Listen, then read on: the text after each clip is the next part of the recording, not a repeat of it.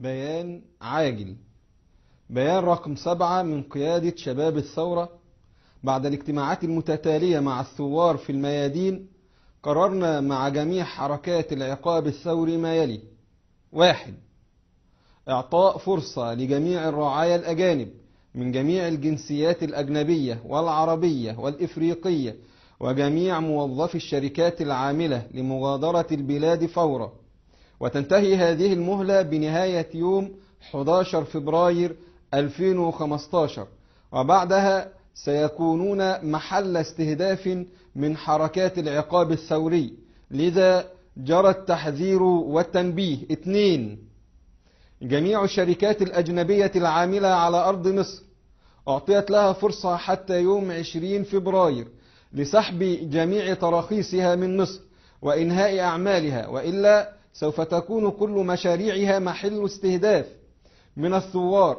3.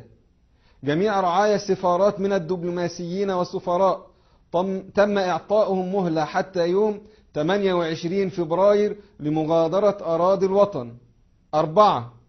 جميع السائحين الراغبين في القدوم إلى مصر عليهم إلغاء رحلاتهم، فغير مرحب بهم على أرض مصر في تلك الأيام العصيبة. 5.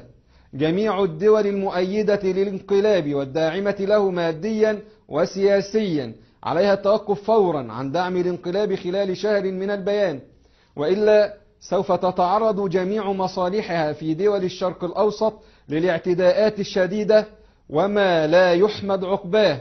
انتهى البيان، وعلى الجميع الالتزام بما تم تحديده، ولن يكون هناك أي تنازلات أو رحمة، لأن الجميع تسابق على انتهاك العرض والمال والجسد، وتعاونوا على قتل الأبرياء واغتصاب النساء وهتك الأعراض واعتقال الآلاف وتشريد ملايين الأسر ونهب أموال الشعب بدون وجه حق.